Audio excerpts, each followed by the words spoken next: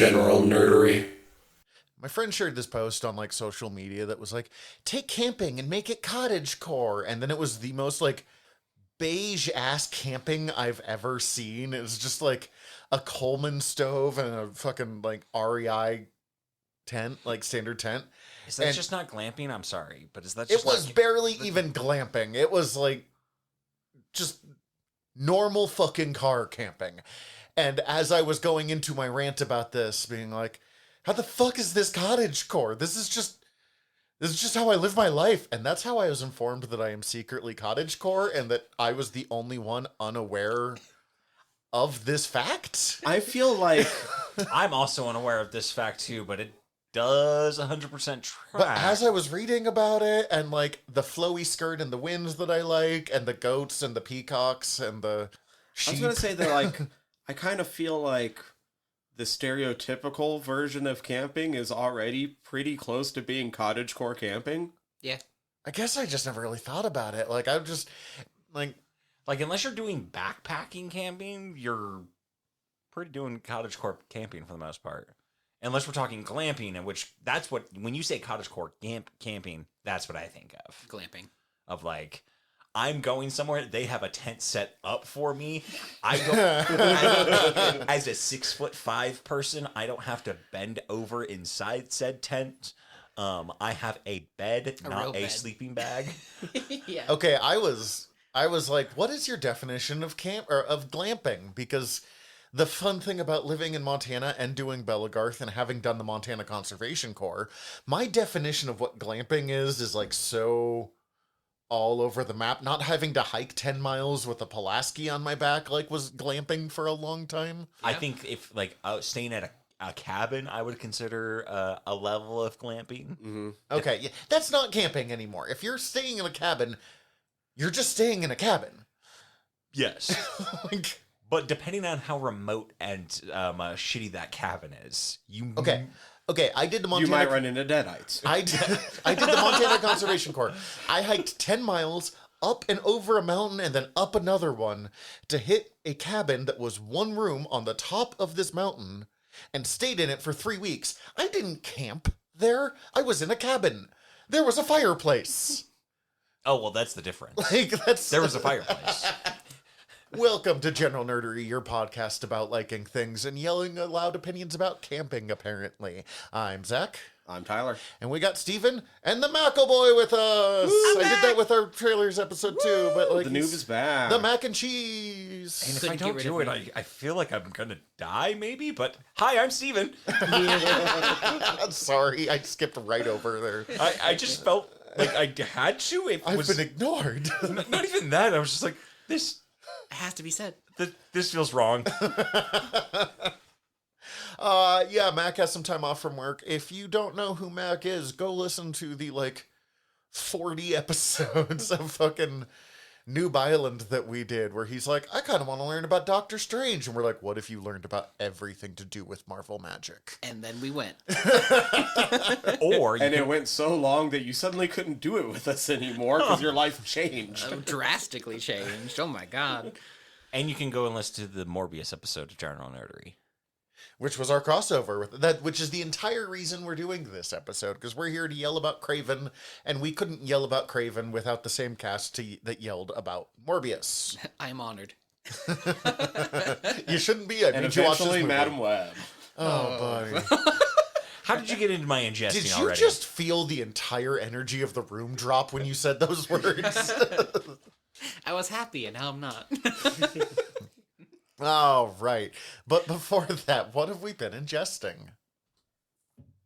I might have like the least new things that I've had in a while. It's been like keeping up with Severance, watching the season finale of Animal Control, Marvel Snap, Elden Ring. No, that reminds me, I got to get back into Tacoma FD. I fell off in the final season, not because it was bad, but just because distracted. Yeah.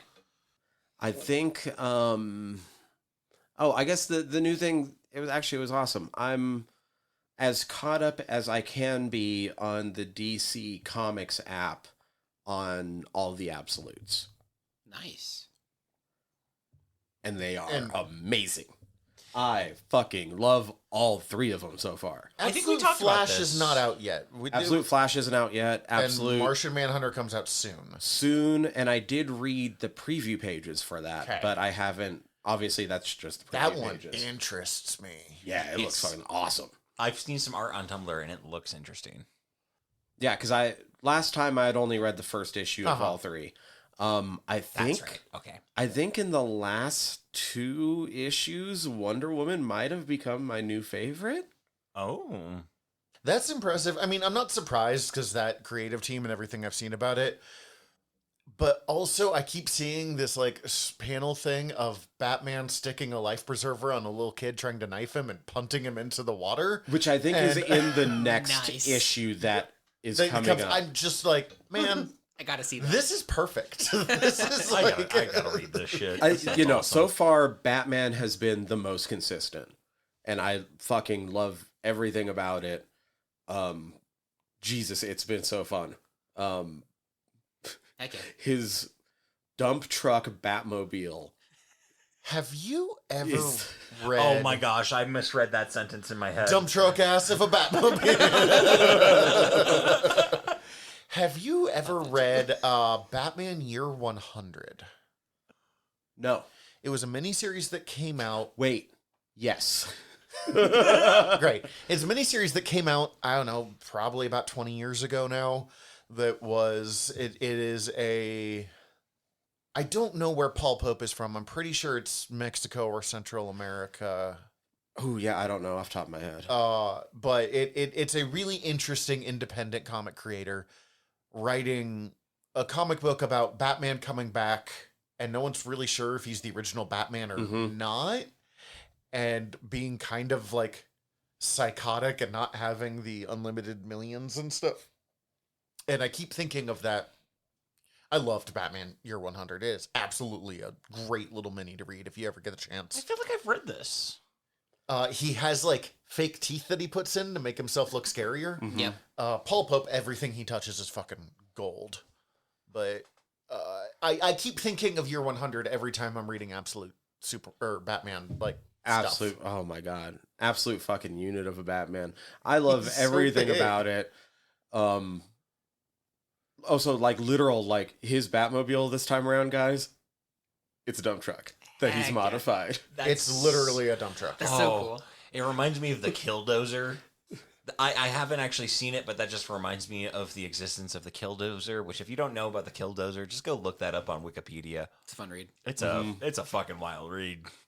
Hey, real quick, Paul Pope is just from Pennsylvania. I was completely wrong there. There's just something about his style that always made me think that he was.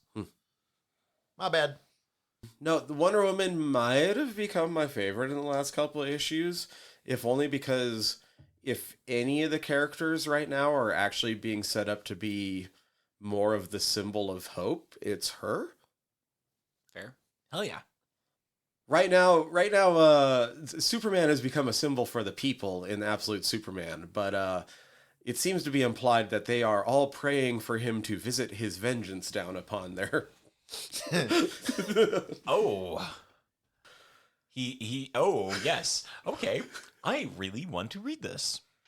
And like the him and Lois thing is actually getting kind of interesting. And I'm really digging what they're doing with his cape / AI / super suit that also I wasn't sure last time. He does have powers, but some of the powers are the suit, and I'm unclear which powers are which. Interesting. And some of it seems to be the suit just helping him with his powers. I think I mentioned last time, like, he has the heat vision, but he can't control it, and he needs the suit to turn it off for him. Interesting. It makes sense for a sci-fi thing, and it kind of taps into in Man of Steel, like how Zod and them had to have the spacesuits to help control.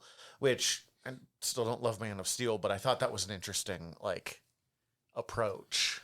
Yeah, they're doing interesting things with Lois Lane. She's still one of the peacekeepers, but she seems to be trying to do her job right and doesn't have a problem with like beating the shit out of other peacekeepers that are like abusing people. The only Good. problem is that like there's only one of her. But I they're just- also they're making a lot of parallels, being like, cool, it's obvious that in another life she could have been an investigative journalist. Because look at how she's suddenly starting to fall in love with writing and is a good investigator. I sure hope it leads to investigative journalists. I can accept that, but like Lois Lane, that's not a reporter, just feels so fundamentally like Alien. wrong. Legitimately, they're doing a better job of portraying some of her investigation journalism-ish Than a than lot some of- other runs. I believe it, yeah. It's still mostly just the one with the most promise, though, rather than being as good as the other two. No, fucking digging them. Absolute Wonder Woman's so good, though. Like, she makes kind of like a speech to the city that had me get a little bit emotional as they're, like, gearing up to take on this giant fucking monster and shit. Also, her new lasso's dope. It's basically the penance stare, but in lasso form. Ooh. Oh, cool. That got me really excited. Oh, and she only has one arm. I knew this. Um, She sacrificed an arm to something, something, something. And so she has a magic arm. That's awesome. And sometimes a robot arm. Yeah. like a removable prosthetic that's made of magic. Yes. That is sick as shit. Except she can't just like remove it and set it down. She can re-enchant it if she has to dispel it. That makes more sense. I like that, but I also kind of like the idea of like an Excalibur level of like, this is my magic arm. But that's the only I thing. can wield it. When she doesn't have time to redo the actual enchantment or doesn't have the ingredients to do the full ritual, she has a different metal prosthetic arm made by Hephaestus. Heck yeah. Oh, that's sick. She's It's just got this little robot arm. Like, and it's pretty great to see this like 7-foot tall woman that Steve Trevor is so fucking hot for with her one arm. Like just being a little robot guy. I kind of love that. Yep. I kind of love that. Also, I've seen an image where she's got a giant sword, but I mean like a giant sword. Like Yeah. a like Yep, that happens. 500-foot sword. That instead of, definitely like, happens. That she basically cuts a kaiju in half with. Yeah, like the Megazord sword, except it's just Wonder Woman using it. That's so fucking cool. That's so shit. I'm Oh, really fuck. looking forward. As I said, we will be covering these when they come out in Volume 1's like collected editions. So it's coming like a freight train, guys. Yeah. Batman's definitely been the most consistently good, though, overall. And that's all I got. Cool. Fair. Mac, anything fun? I've been watching a lot of Lucha Underground. A lot. Yeah, I got you fucking hooked. Yeah, and this was basically the only thing I could do while I was recovering. And then I've also been playing a lot of Marvel Rivals and Inscription, because you can just play that forever, and it's a really relaxing card game. That's basically it for me. Do you have a favorite Lucha Underground luchador? Is it Penta? Yeah. I love Penta so much. Penta's Okay. so good. No, like just watching those guys wrestle, it's just they're just two amazing muscled sweaty men flying across flying across the ring and just slapping each other. It's awesome. And it feels like you just walked in an underground like death ring. Like there's a big guy on a stone chair, and he's like, "Yes, kill him. No, don't kill him." It really does. Like, and something about Lucha Underground feels like you just wandered into Mortal Kombat Yeah, on accident. it's called Lucha Underground for a reason. It's an underground fighting ring. So where could I watch this? Is this its own thing? You can find a lot of matches on YouTube. Yeah. Oh, sweet. And I can link you to some. And I'm going to just get it on DVD. I'm just going to give in and get it all. This is the Robert Rodriguez funded all luchador wrestling. It's really show. something else. It's worth a watch. I'm probably going to buy the DVDs as well because I want to watch all of them. And not every a match is lot on of the YouTube. people have gone on to be like major names Oh, yeah. in wider wrestling. AEW and WWE. Like, didn't we just see Penta at Penta was in the Royal Rumble. Yep. Yes. His brother was just officially, Phoenix, who pops up in it a lot, was just officially announced as joining. Yep. Swerve Strickland and Ricochet, who are two of the biggest wrestlers in AEW right now, Ricochet's really good. and Swerve is fucking terrifying. Yeah. Were both in there. Rey Mysterio shows up a couple of times. Others. And his... No, I don't think Dom ever shows up in it, but Oh, I guess you're right. Ray's shitty son Dom only shows up in WWE. Yeah. No, I thought I was mixing the two up. No, yeah. Ray's and WWE is something to watch. Oh, he's a bad person. As All far right. as you can get from Lucha. But yeah, that's it. Me and my wife are still plugging away on The Flash. We're in season, what is it, 7, 8? We have like 3 more seasons to go, I think. They at this did 10 point. whole seasons? They did 9. Okay. So then I guess we're at season 7. Barry just created the artificial speed force, realized it made him super smart and it's fucked up, and then destroys it, and then realizes speed force isn't quite dead, and he revitalizes it through bullshit nonsense exposition, but also creates a bunch of new forces, the strength force and the psych force or something. I don't fucking remember. That show was always weird, but every time I hear about later seasons, it just gets like further and further unhinged. And also, the Speed Force is taking the form of his mom, who died when he was a kid, and she's now Okay, but kind it's of... been doing that since the first season. The actress got a lot of work for a dead character. Well, she also like kind of comes back as like a doppelganger in another Earth, which that's great. I like that she gets work, but like, and I think I feel like she was in the Flash from the Sony show as well. If I don't remember well, I'll have to look that up. They did bring in a lot of actors from that. Right, not very important to this, but now she's evil because these other forces are trying to kill her. She's got to kill them first. Oh my god. And she's taking it way too far. But yeah, The Flash, it's off the fucking rails. And this season has Ralph Dibny just straight up disappear. Oh yeah, because he got accused of some shit. Yep. Yeah, he made some racist comments. But he also like he took like full account of the comments and like apologized and like has not done any fucking like acting since.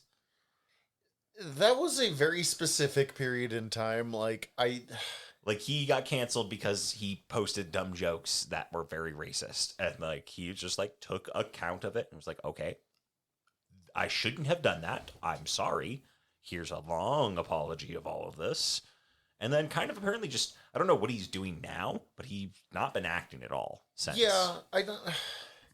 It's so complicated of like, should people still work after they get called out for doing some shit? And the answer is, it depends on the shit.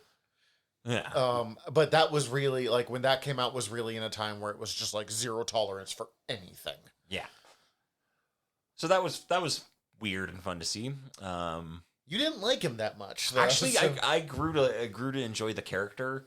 I didn't really much. Yeah, didn't have much stake in it, but yeah, started watching Tacoma FD after you talked about it. Got back into that, and I'm in like season 3. I just finished season 2, about to start season 3. Watched Longlegs. Heck yeah. I still need to. I won't get into it because Tyler hasn't seen it yet, and I want him to. My biggest insight that I really enjoyed was that I figured out who Osgood Perkins is and how You told me this, and it blew my fucking mind. and I learned it, and it blew my fucking mind. In that, like, he is the weird law student in Legally Blonde who Elle helps like hook up with some chick. What? Yeah. Like he's trying to ask a woman out, and she's like shutting him down, and Elle's walking by, and she's like, okay, gotta be Elle Woods, gotta be a cool person. Slaps him, and like, how dare you not call me after 3 nights of the best sex of my life, or some like wild like builds up like this dude is a fucking sex god, he's incredible, but like he didn't call me back, and then she just storms off, and then the woman decides to go out with him.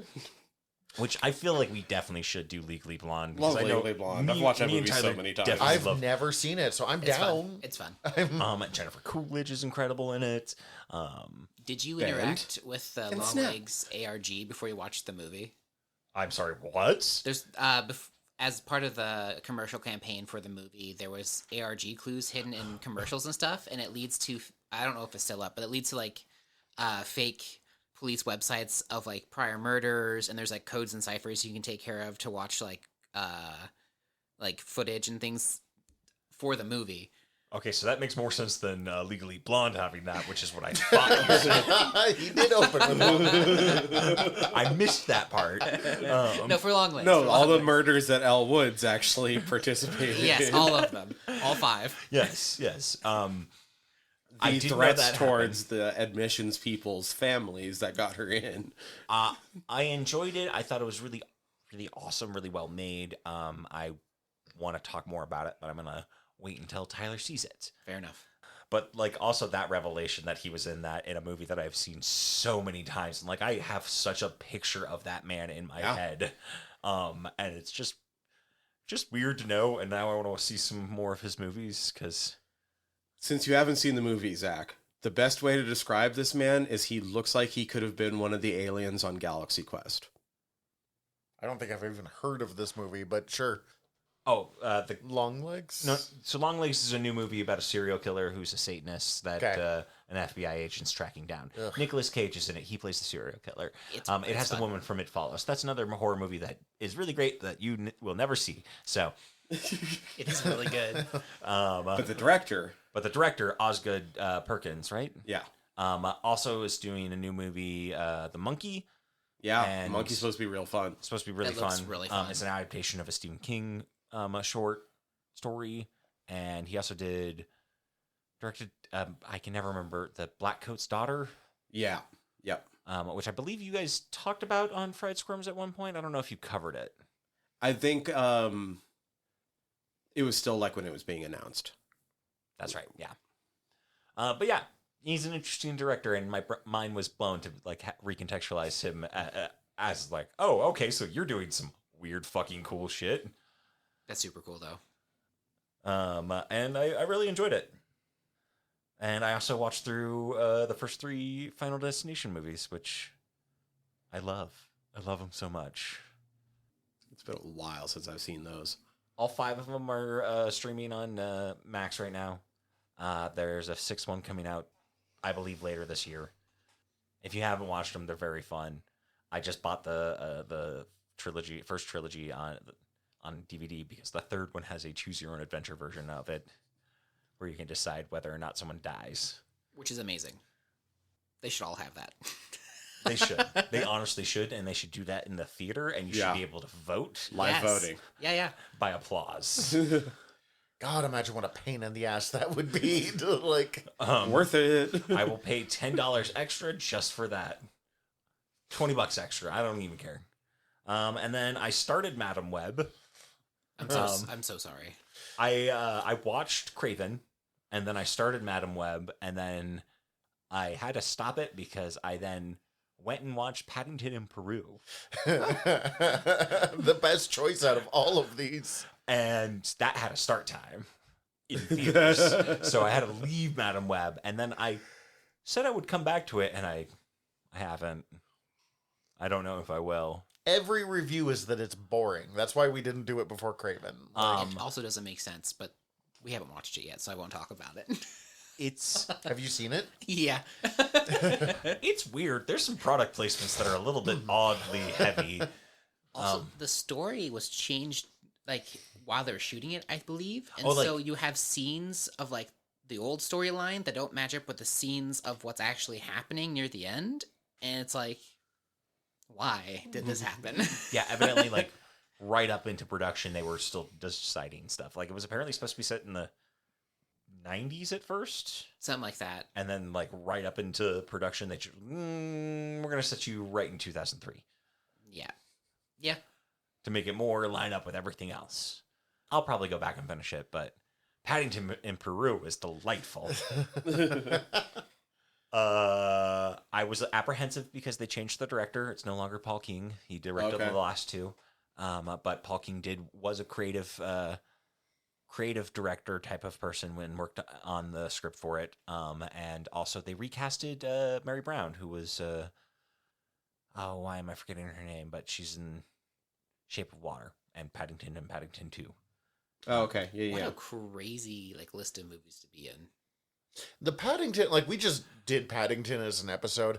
The Paddington cast is fucking bonkers. That's Like, crazy. The Paddington cast is bonkers and wildly stacked, as well as Paddington 2, as well as Paddington 3. Olivia Colman and fucking Antonio Banderas are in 3. What?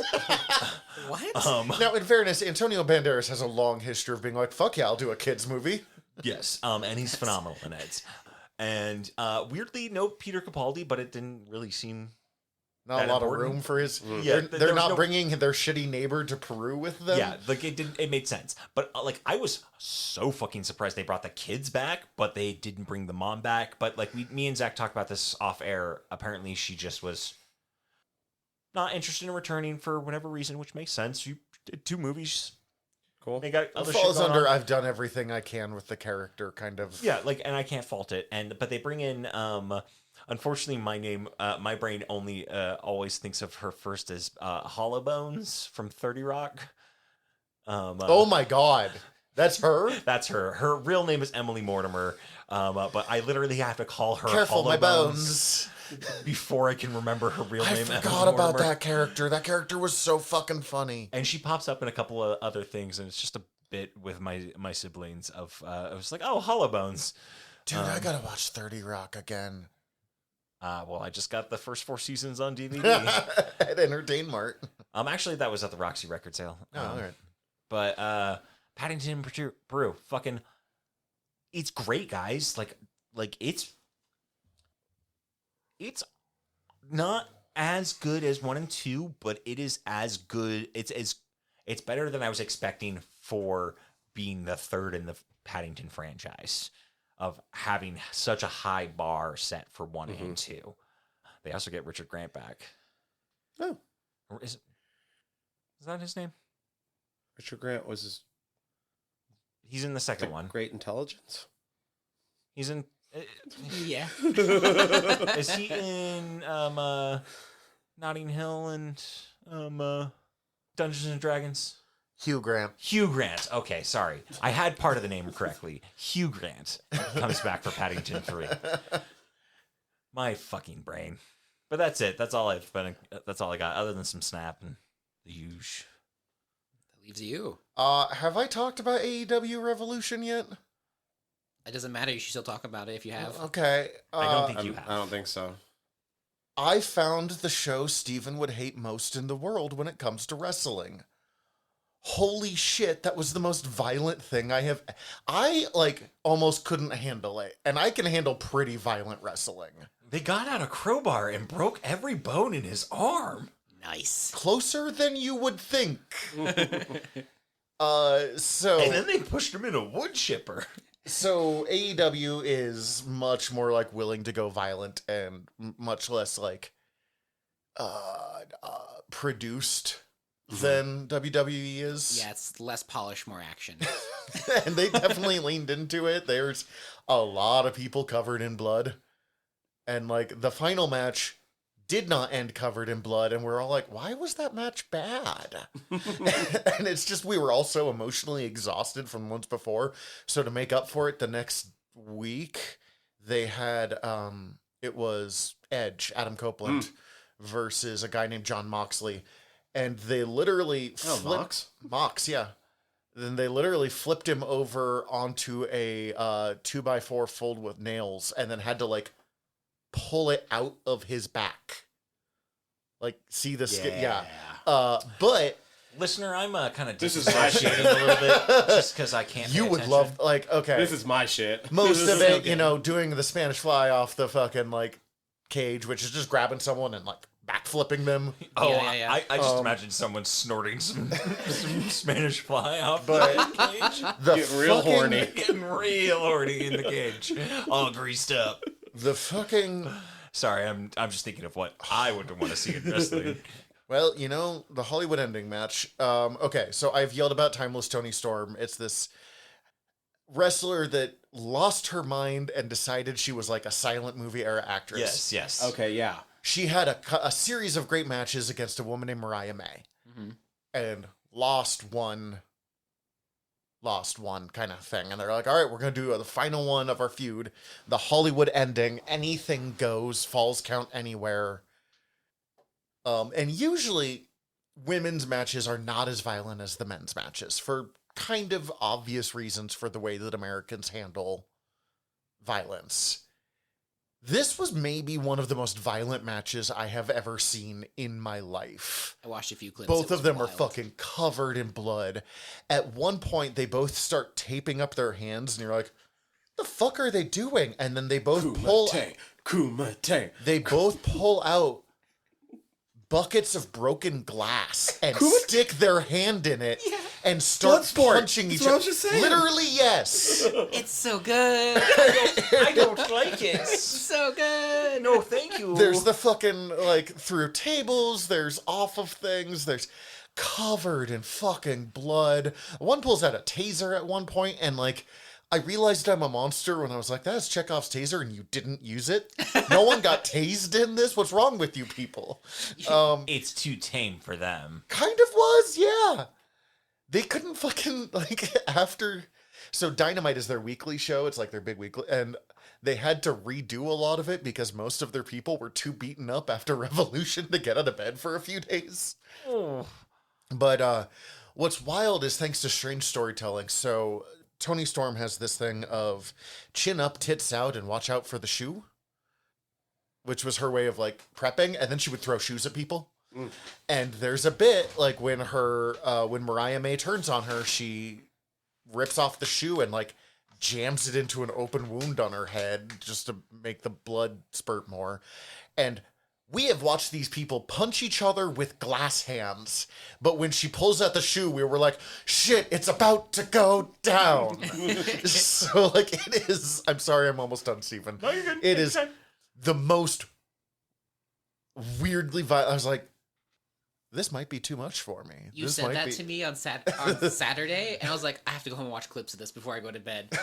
Oh my god. Fucking weirdo. It is rough, dude. It is. so That was almost too much for me. Oh, I gotta go check this out. But not to say that I haven't done the exact. You guys fucking watch same. horror movies. I mean, yeah, no, This is just anime in real life. This is just vaudeville horror movies. yeah. It's fun. That's my shit. It's so good. It was great. Several of the matches were absolutely just out of... Even the bad matches, the worst match, I was like, this would have been a good, either earlier in the night match before we were, just exhausted, or, the main event of a random TV show. This would have been a perfectly functional match. It was just the fact that, it was after some of the best matches I've seen AEW ever put out, that it feels so shitty.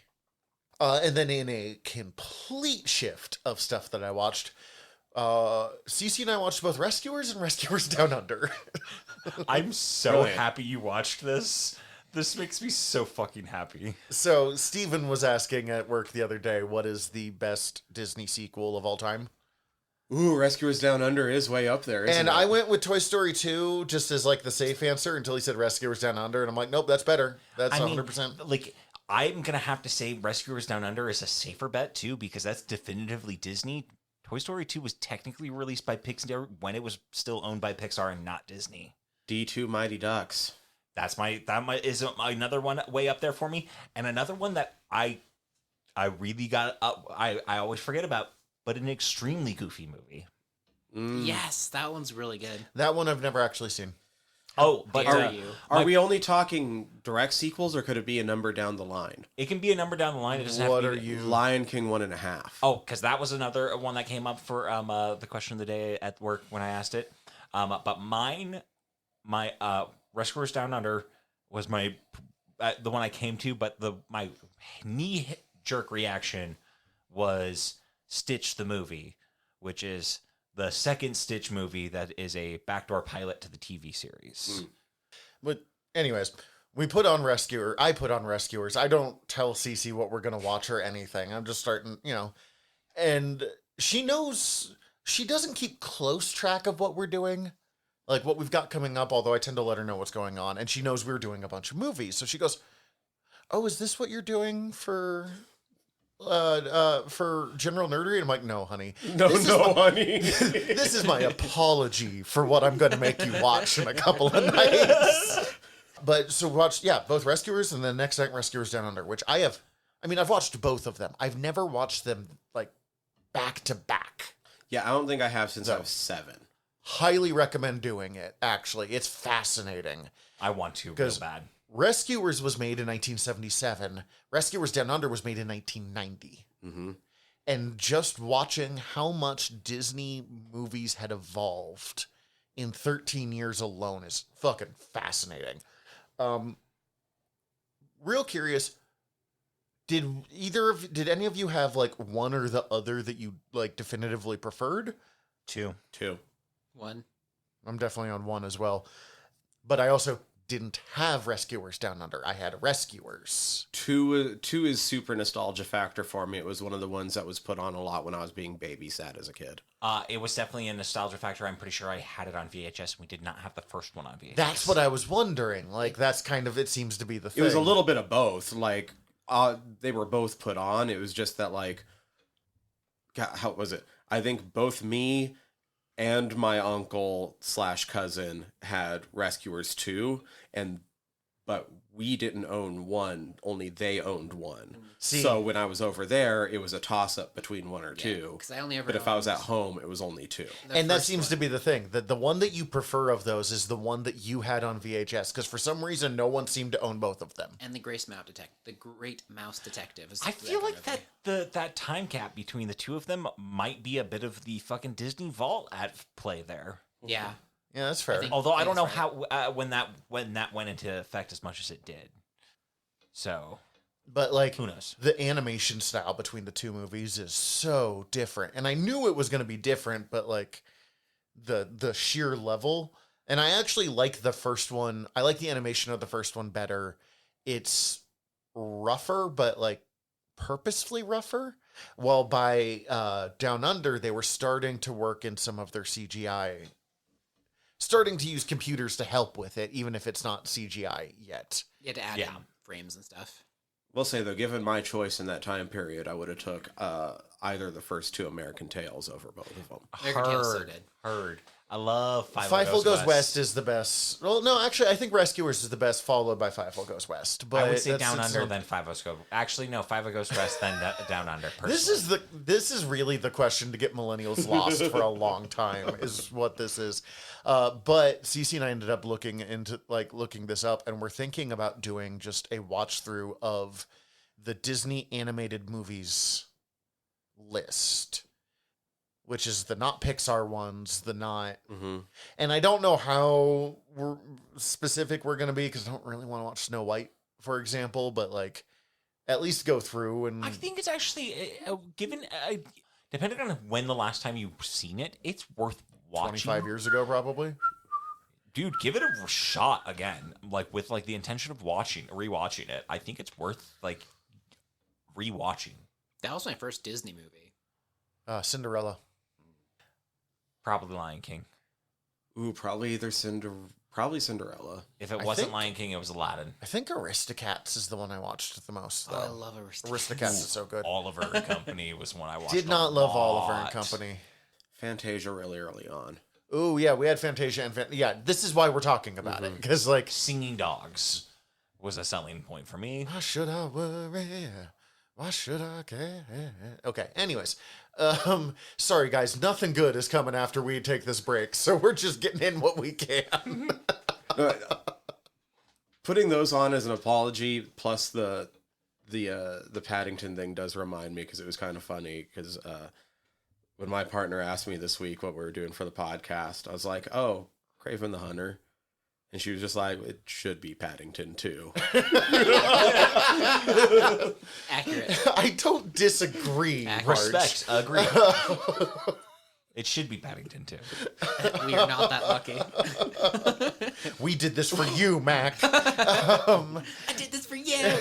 I'm so glad I'm here for the suffering. And on that note, let's take a quick break. Before we take a break.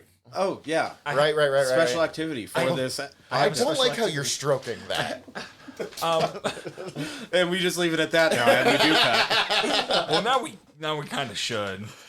Do we want to leave? No, we're do gonna the do this. fucking thing. Okay, so we've talked about it on the podcast recently. There's a new store in the mall called Entertain Mart. It's basically a knockoff Hastings, and they sell a bunch of random media.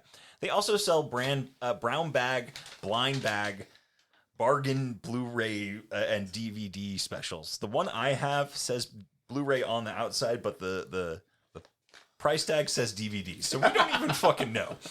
But 20 Blu-rays for $14.99.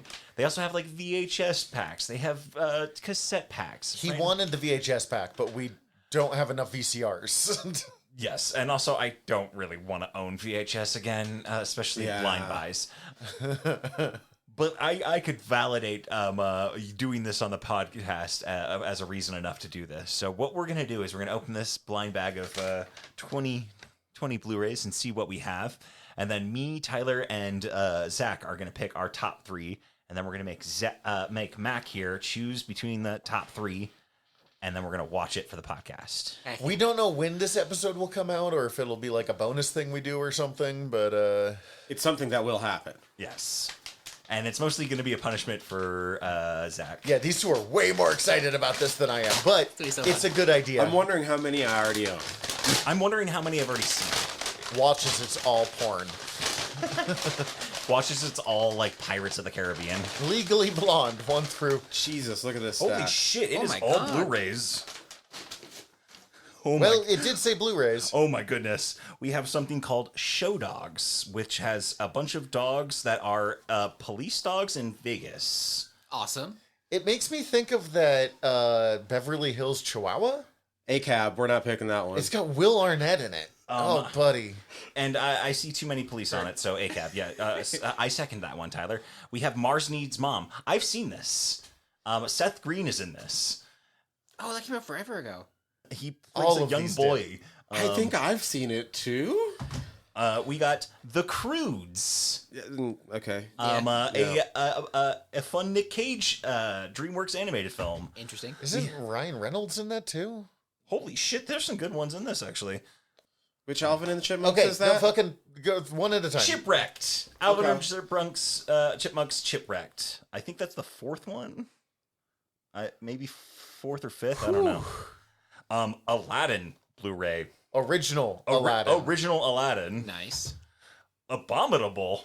Which Oh shit! Okay, I saw that. I loosely referenced this recently with Zendaya is Michi.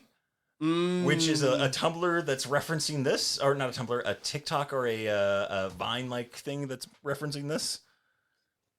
Get fucking your hands weird. off my pick. I was looking at it. The mid-2000 Annie's remake with the black cast that stars Jamie Foxx as Mr. Moneybags or whatever his name is. There's no one problematic in that, is there? I don't think so, actually. The Smurfs. Oh, I will say I've seen it. Hard Knock Life version of this is very catchy. The Neil Patrick Harris version of the Smurfs. Oh god, I forgot he was in that. Repo Man. oh shit! Jude Law, Forrest Whitaker. The unrated version. Oh my goodness. Look at it. Teenage Mutant Ninja Turtles. Oh, Out of the Shadows, the second one. It does have Stephen Amell in it. as Casey Jones. Yeah. Fuck is this? Also, fucking Raphael is Reacher. Oh, that's right. I believe this is an opera? A live? Wait, what? Let me see. Kylie Aphrodite Les Folles live in London? Yeah, it sure looks like it. That's Might disc be, 1, disc 2. Might be bringing some class to fucking general nerdery. The Birth of Aphrodite. Well, you said class, but then we're talking about the birth of Aphrodite, and there's pretty not class in that. I don't know, that dude's dangle is like not hanging out, but really on display. We have Dear Dumb Diary. based on the New York Times best-selling book series. Never heard of it. Interesting. Neither have I. Oh no. Seattle Seahawks road to Super Bowl Wait. something. This is a live Kylie Minogue. Oh, that's fun. I'm going to say absolutely not, but I mean to the road to the Super Bowl thing, not to Kylie Minogue. That's actually kind of interesting. Sorry, when I was looking at this, I completely missed the other options that were just mentioned. Seattle Seahawks Road to Road to a Super Bowl that none of us can remember the numerals to. Oh, is that the year that was the Beastquake? Okay, Dear Dumb Diary. And then I think you saw everything else. Yeah. yeah. A random caseless version of Terminator Genesis? Huh? All right. That's supposed to be the like really bad one, isn't it? Or is that the not as? Is that the one with Matt Smith? I think that's the one with Matt Smith. I Oh think. boy. Oh, what is this? The Campaign Extended Cut? And this one is just a Crazy Mike's video rental in a jewel case. Like a For random... those of you who weren't around in the 90s in Missoula, Crazy Mike's Video was the last video rental store in Missoula. They like lasted till almost COVID, I think. we're going to have to look that up. The Campaign? Someone look up The Campaign. I'm working on it. Let's see if I can see a year on the disc. Can you hand me the Seahawk 2012. one? Oh my God. It's Will Ferrell Oh, dude, I've seen and this. Zach Galifianakis. I've seen this. Oh. This is a great movie. This is a weird, Jason dumb movie. Sudeikis in it. Dan Aykroyd. John Lithgow. What is this cast? It's a political comedy of like two people running for president. Brian Cox. I remember this now. Tarzan, a new threat awaits. Oh, is that Skarsgård? That's Skarsgård's Tarzan movie. I didn't know he made a Tarzan movie. Is that Samuel L. Jackson? Probably. Margot Robbie's in this movie? What the fuck? Christoph Waltz is in this movie? And this one's a hard pass on me, and this one's a hard pass for me. 2 Harry Potter movies. Order of the Phoenix. And Deathly Hallows Part 1. You know, Order of the Phoenix was one of the better ones. I'm not saying that we should do it. I'm saying it's one of the better ones. Yes. It's, Also, legit kind of good pulls for a rando grand. Honestly, this Yeah. is much better than I was expecting. yeah, Deathly Hallows Part 1. 3-disc set, and Order of the Phoenix. I know that we have moved on from Harry Potter, but I really did love Order. I already have them all on Blu-ray. Haven't gotten rid of them. I don't want to put them back out into the world. I now have too many of them now. 50 Shades of Grey, unrated edition. God. 50 Shades God. Freed. Holy shit, this is a really good one that I'm actually really... Oh, wait, damn. This is the remake that I was less interested in watching. The Upside, which is a remake of a French film.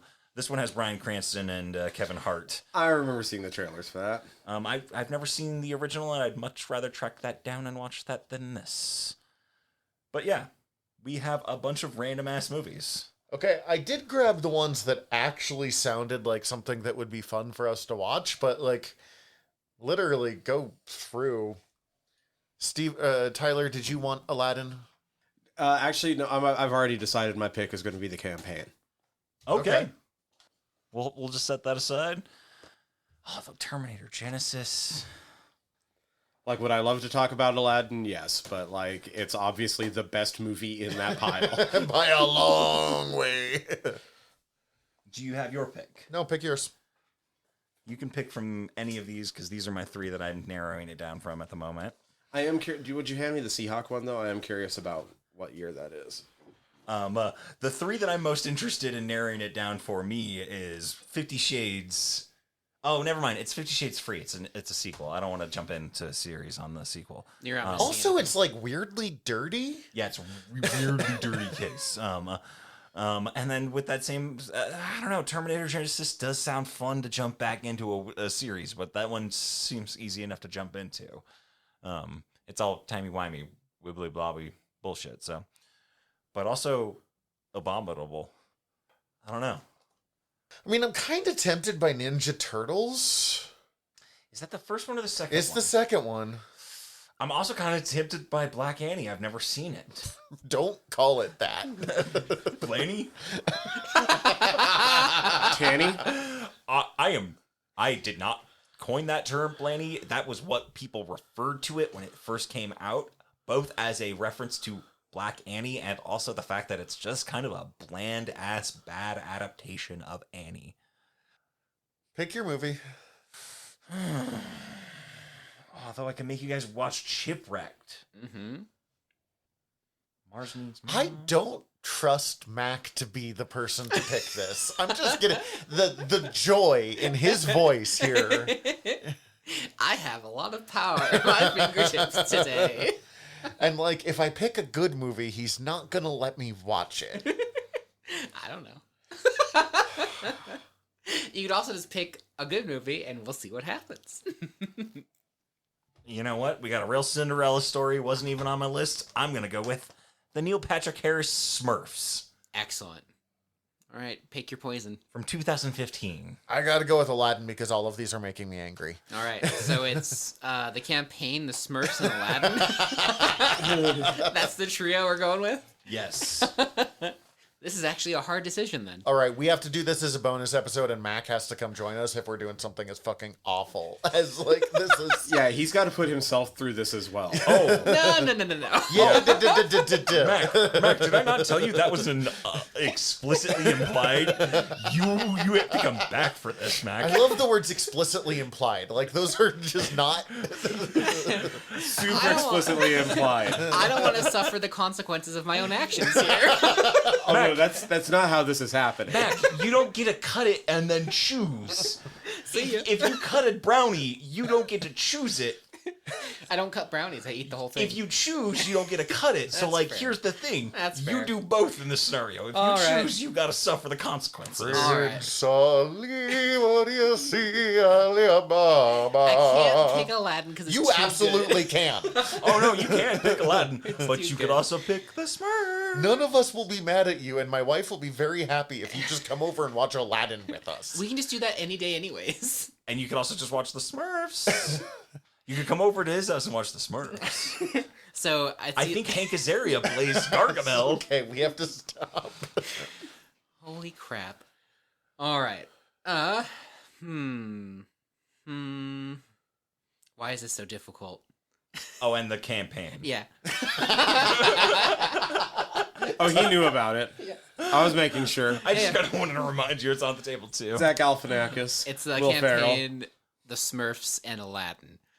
This is like a kind of a fucking great grab bag for $15. You got a lot out of that. I'm definitely I'm gonna go get a grab bag. Aladdin was worth the $15. Yo, for real though. I might already have it on Blu-ray. We'll do the Along with the campaign. Ninja Turtles. We'll do the campaign. Woo! You're going to hell. I could have picked the Smurfs. They're also doing a new Smurf movie that actually looks kind of good. The first Smurf movie that came out, I They're couldn't Smurf? finish. I just couldn't finish it. It was too much. Yeah, it's not good. It's not good at all. I now own it. My number 2 choice was actually the Ninja Turtles, but I really thought about that Dude, too. we all thought about the Ninja Turtles a lot. If it had been I the was- first Ninja Turtles, I think I would have had to If- pick I it. think even more on this one because it's got Stephen Amell as Casey Wasn't Jones. Stephen Amell in the And this one has first one as well? I don't know, but I know No, he's in that one. I don't know if he's in the first one, but It's this one, got Megan Fox as April O'Neil and In the first one, yeah. in both of them. But Oh, also yeah. this one has this one adds the Rhino and Oh yeah, so one has Bebop and Rocksteady. Bebop and Oh, Rocksteady. yeah. All right, we don't know when we're doing this, but We'll figure it out. Campaign. apparently you all hate us. You're welcome, listeners. Cool. So let's talk about Craven. Let's take a next? quick break and then yeah. Yes, break. These absolute fucking cowards. They had one job, and that job was laser nipples. I was wondering when this was gonna come up. Immediately. I yelled about this for most of the movie, in fairness. Like I love that we all independently all wanted laser nipples. Yes. That'd be the best part of the movie. Because I at work the other day asked Zach if he knew if there was laser nipples in it. okay, so for reference here. Craven has laser nipples. No reference. Just Sometimes. nipples. Sometimes. Craven the Hunter, a Spider-Man villain, first appearing in I think Amazing Spider-Man like 3. It is early.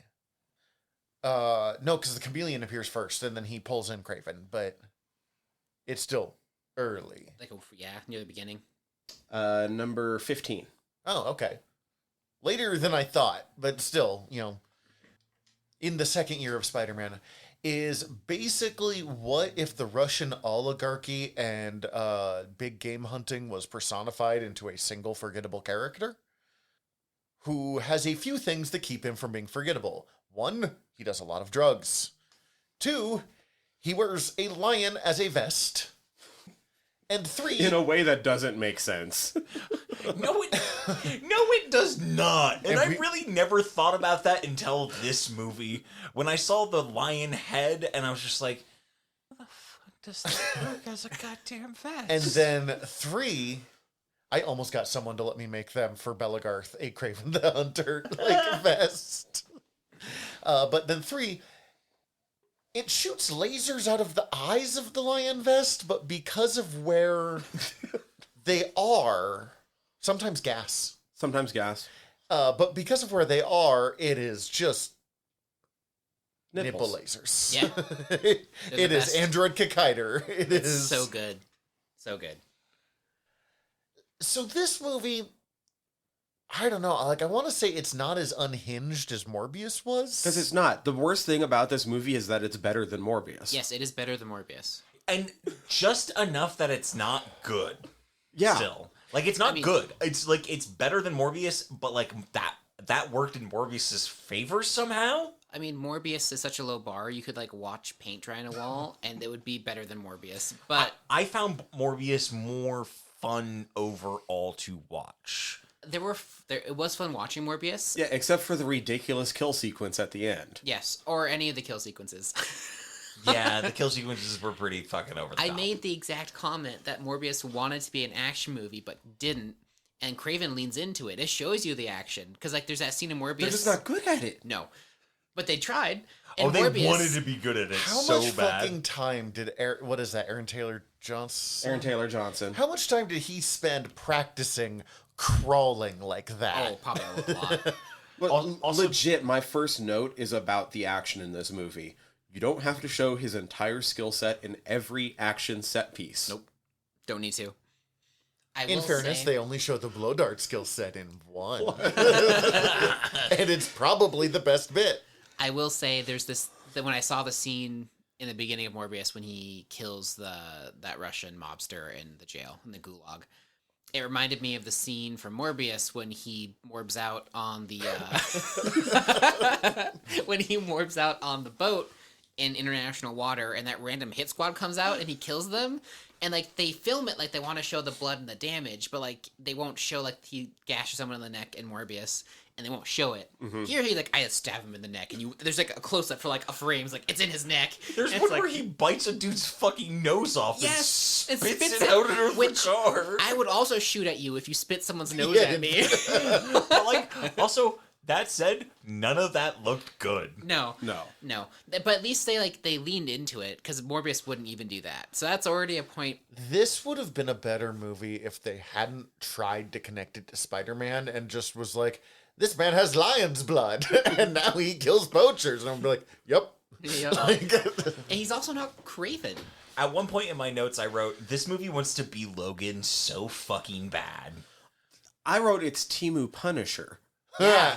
Yeah. That's actually a little, That's so much better. Temu Punisher with a kind of focus on poachers that he forgets about halfway through the movie. Honestly, if you want to make Craven likable, I don't think this is a bad way of doing it. No. They gave him the Venom treatment. No, but it was always lunatic. I remember Aaron Taylor Johnson talking about it being like, part of what appealed to me is that Craven's a great lover of animals. And I was like, he is? What? He loves them so much he kills them. And he's not in this movie even. He, right. He focuses on Punishers, but he's really more of a serial killer with a, chosen product type than he is a, actually resisting. They never are, it's never 100% clear. This guy just likes to kill people. He's literally just a fucking weird...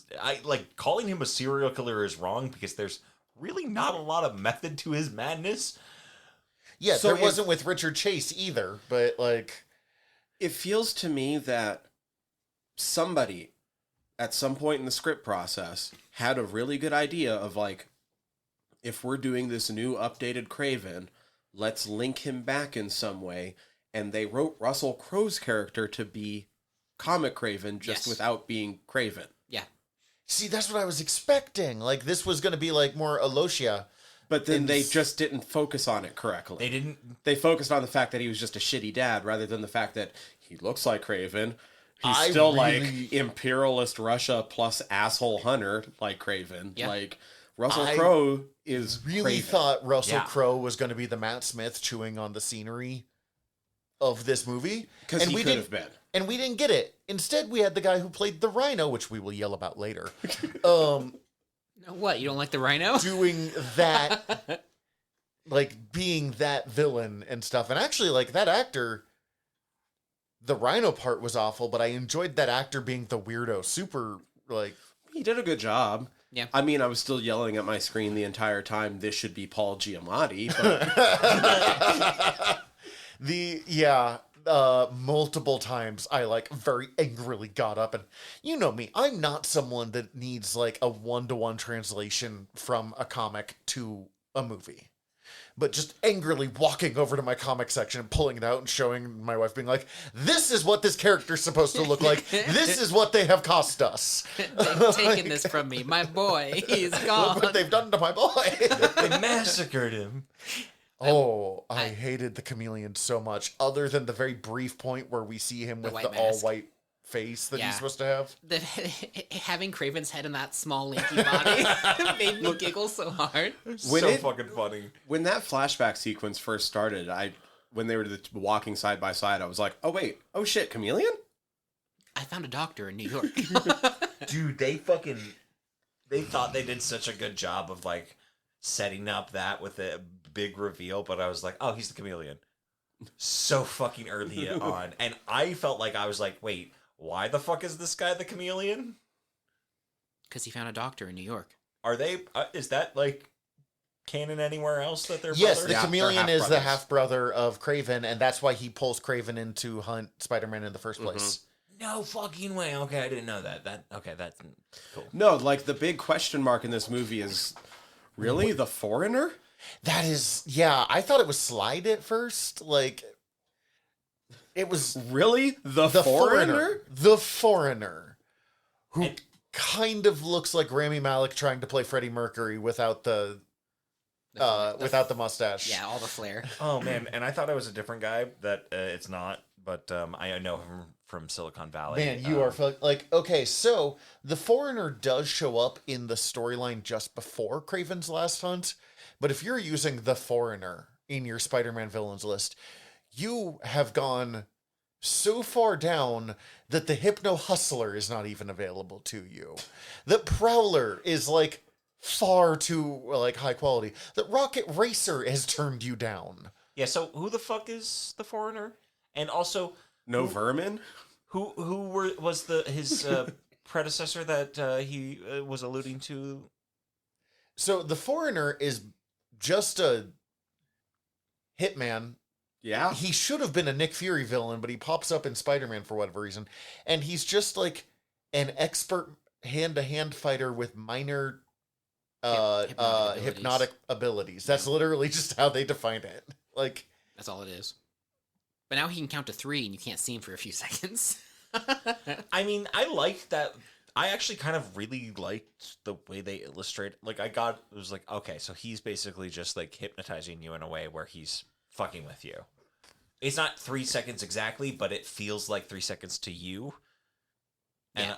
I really kind of actually thought that was a cool way of doing that. it worked well the first 2 times. Yes, the third time when there was the 2 cops and he had to like stab someone, and it was like, And by the 6th or 7th time they had done it, I was...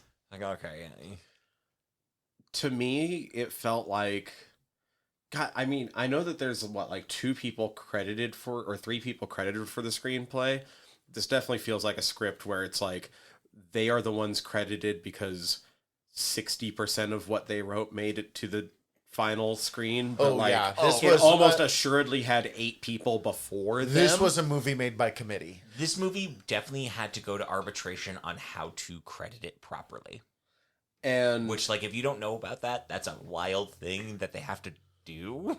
but I feel like somebody involved did their homework Yes. and tried to find some way to work in the Kraven's Last Hunt hallucinations. Yeah. So, real quick, the director wanted to make a sequel to That be was Kraven's based Last off Hunt? Kraven's Last Hunt, where he fights Spider-Man. Now, Mac read Kraven's Last Hunt. Steven, we didn't get a copy to in time. I didn't get it read for this, but I've read it many times. I read it. I reread it this morning. I've read it before, but Kraven's Last Hunt is the only good Kraven story. There are other good stories that Kraven appears in. I know Squirrel Girl. I was about to say. But that's a Squirrel Girl story that happens to have Kraven in it. You're right. Kraven's Last Hunt, though, and this is the one good Kraven story, is where Kraven has a bipolar episode, snorts a bunch of spiders, Fights a spider. takes more drugs. Yeah. he's taking drugs constantly. He sips it out of a bowl on the ground like a dog, and then he fights a hallucinogenic spider monster that's made of many spiders that he's eaten. Illustrated by Mike Zeck, so it's all gorgeous. Shoots Spider-Man with the trank, buries him alive, only successfully shoots Spider-Man by a trank because he's like, what, a gun from you? Are you fucking kidding? Yeah. You Oh, did it? Like, you're Kraven. Buries Spider-Man alive, dresses up as Spider-Man while hallucinating on all the spiders he snorted, beats a Rat Man half to death, and then shoots himself in the face. Who does he beat to death? A Rat Man named Vermin. Yep. Okay, Who has legit been horribly offing people just off panel throughout the entire comic. And like he's eating. He has a legit kill count. And And he's is like- being known as the Cannibal Killer. And he's like, Yoinks. I've won. I've proved myself better than you, Spider-Man. Sure, you beat both me and the Vermin combined, but I beat the Vermin once. Ha ha! Like, it's fucking... And then he has like this rough. weird thing like your spirit is better than mine. You were my spider. Puts a shotgun in his mouth and then pulls the trigger. And this is all written by J.M. DeMatteis, who also wrote Justice League International, the funniest Justice League run of all time. So Okay, wild. So then, barring the Squirrel Girl iteration, is this the best Kraven? in Last that story. Hunt or the movie? No, the movie. No. Because he's not technically even Craven. No. Animated series had a better Kraven. Everything had a better Kraven. It's just weird because Every single thing. Yeah, They animated had- series had a better Rhino. Animated series had a better Kraven. yeah. Okay, could you tell me who Calypso is in the comics? Calypso, I'm pretty sure, was created by Todd McFarlane, and You're right. I'll check that she out. is Kraven's weirdo. Oh no, created by Denny O'Neil. Of course it was. I love Denny O'Neil, but I'm not surprised at all that he's like, hey, you know our like forgettably bad character Spider-Man villain that only has stayed in the oeuvre because he was a member of Sinister Six? Oh no, but there is a Todd McFarlane image right here of when he was drawing her. Yeah, it's and when rough. she was with Kraven, and she has the eye nipples going on right now. Oh, Of course she does. I don't but like that. she is a Voodoo princess who hangs out with Kraven and gives him drugs. okay. So there is.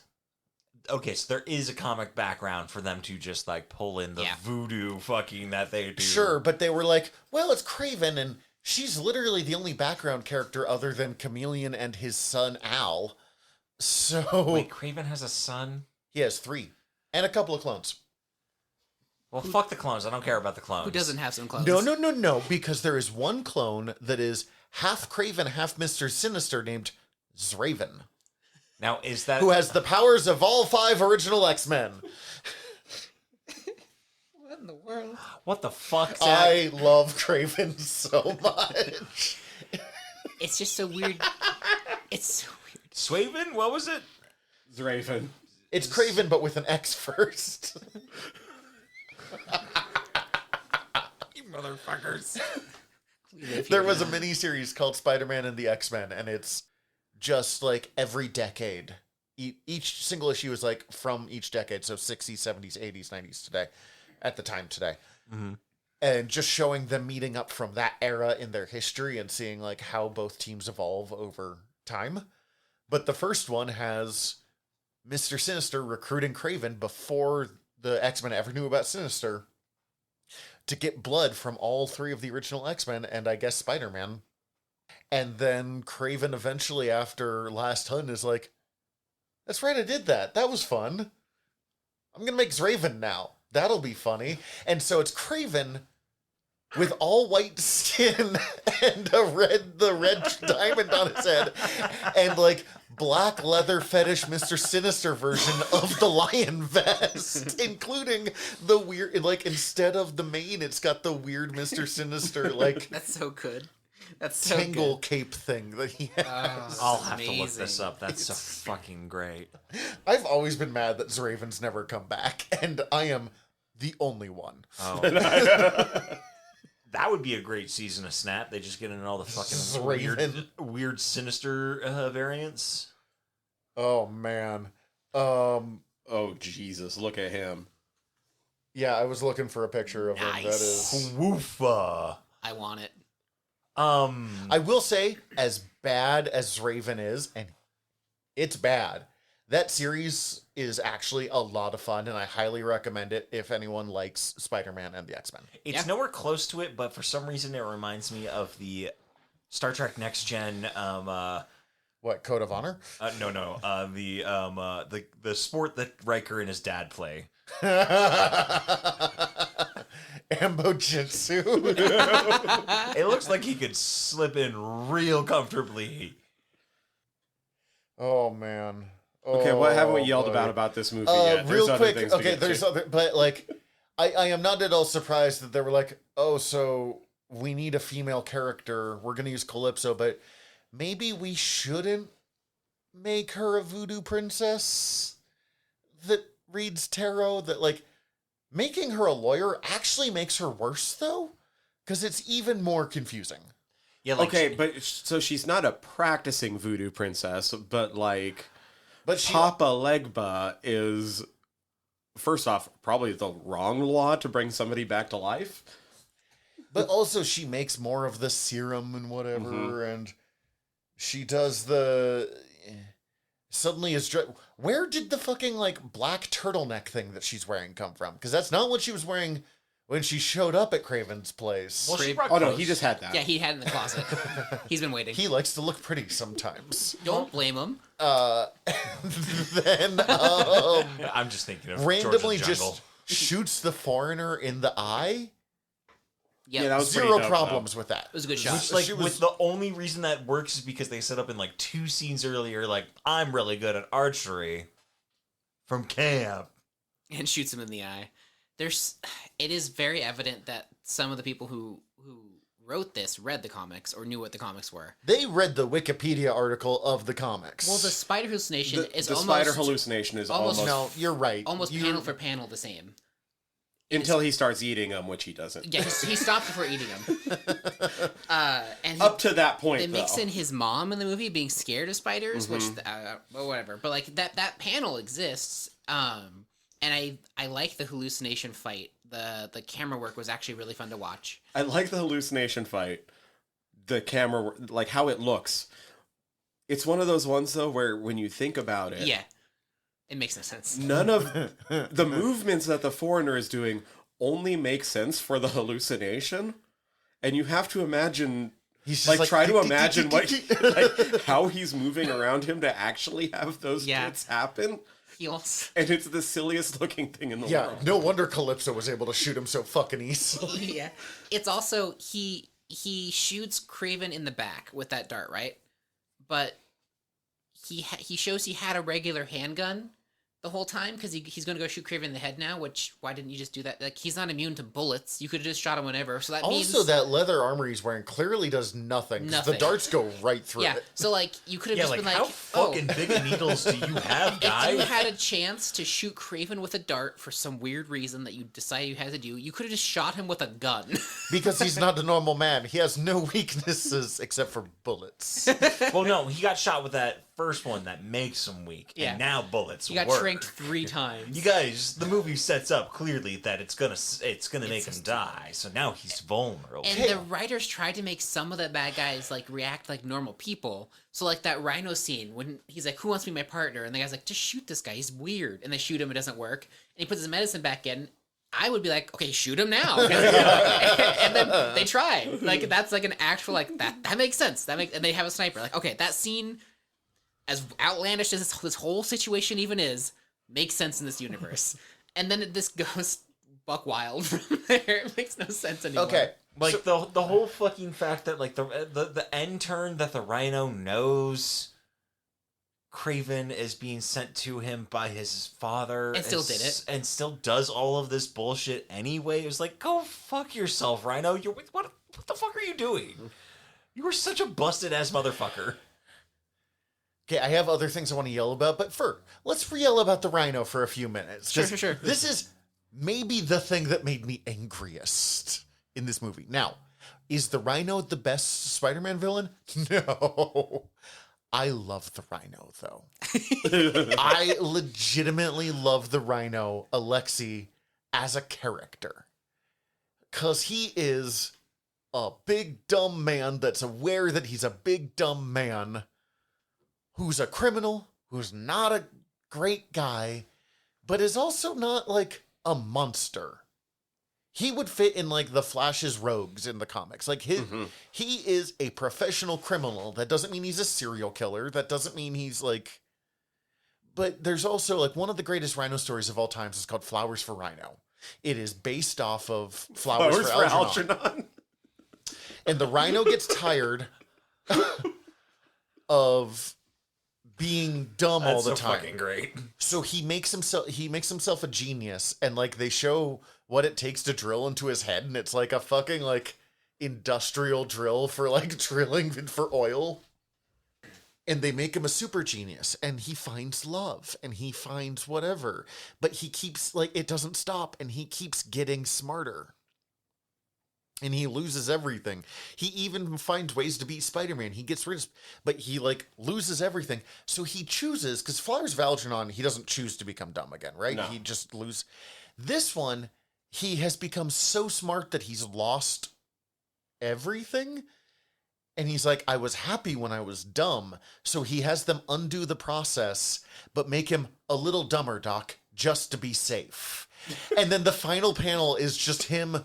like full page panel bursting through a wall with like shit on his face, just looking so happy. And it's such a good, weird single issue. And there's other like really beautiful, sad ones of him trying to find redemption, or like he's got a fun, interesting relationship with Miles Morales because he doesn't hate Miles.